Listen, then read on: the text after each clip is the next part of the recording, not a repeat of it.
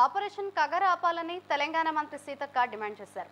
హైదరాబాద్ ప్రజాభవన్లో మంత్రి సీతక్కతో భారత్ బచావ్ సంస్థ ప్రతినిధులు గాద ఇన్నయ్య, డాక్టర్ గోపీనాథ్, జంజర్ల రమేష్ బాబు భేటీ అయ్యారు. ఆపరేషన్ కగార్ ఆపాలంటూ సీతక్కకు విన్నవించుకున్నారు. ఆపరేషన్ కగార్ను నిలిపివేసేలా తన వంతు ప్రయత్నం చేయాలని మంత్రి సీతక్కను విజ్ఞప్తి చేశారు. వారు వేల సంఖ్యలో కేంద్ర బలగాలు కర్రెగుట్ట ప్రాంతాల్లో సంచరిస్తుండటంతో ఆదివాసీలు భయాందోళనకు గురవుతున్నారని మంత్రికి తెలిపారు. ఆపరేషన్ కగార్ను తక్షణం నిలిపివేయకపోతే పెద్ద ఎత్తున ప్రాణ నష్టం జరిగే అవకాశం ఉందని పేర్కొన్నారు. ప్రతినిధులు సానుకూలంగా స్పందించిన మంత్రి సీతక్క ఆపరేషన్ కగార్ ఆపాలన్నారు. ఆదివాసీల ప్రయోజనాలను దృష్టిలో ఉంచుకొని ఆపరేషన్ కగార్ను తక్షణం నిలిపివేయాలని తెలిపారు. శాంతియుత వాతావరణం నెలకొల్పడమే ప్రభుత్వాల లక్ష్యంగా ఉండాలని తెలిపారు. మావోయిస్టుల శాంతి చర్చల ప్రతిపాదనకు కేంద్రం సానుకూలంగా స్పందించాలని కోరారు. రెండు వైపులా ప్రాణ నష్ట నివారణకు శాంతి చర్చలు మార్గం చూపుతాయని సూచించారు. ఆదివాసుల హక్కులను కాలరాయొద్దని, ఆ జాతి బిడ్డగా ఆది అండగా నిలుస్తానని హామీ ఇచ్చారు. ఆపరేషన్ కగార్తో ఆదివాసీలు తీవ్ర భయాందోళనతో ఉన్నారని మండిపడ్డారు.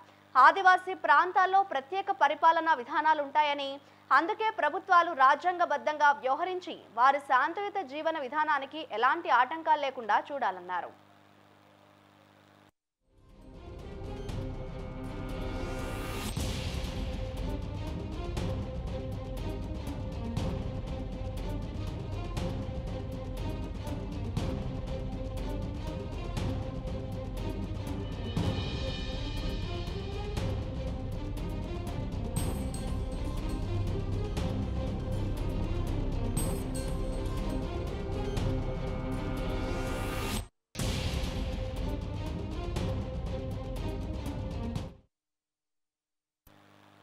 ఆపరేషన్ కగార్ ఆపాలని తెలంగాణ మంత్రి సీతక్క డిమాండ్ చేశారు. హైదరాబాద్ ప్రజాభవన్లో మంత్రి సీతక్కతో భారత్ బచావ్ సంస్థ ప్రతినిధులు గాద ఇన్నయ్య, డాక్టర్ గోపీనాథ్, జంజర్ల రమేష్ బాబు భేటీ అయ్యారు. ఆపరేషన్ కగార్ ఆపాలంటూ సీతక్కకు విన్నవించుకున్నారు.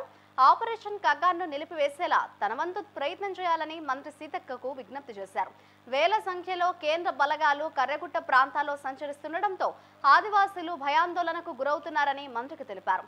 ఆపరేషన్ కగార్ను తక్షణం నిలిపివేయకపోతే పెద్ద ఎత్తున ప్రాణ నష్టం జరిగే అవకాశం ఉందని పేర్కొన్నారు. ప్రతినిధులు సానుకూలంగా స్పందించిన మంత్రి సీతక్క ఆపరేషన్ కగార్ ఆపాలన్నారు.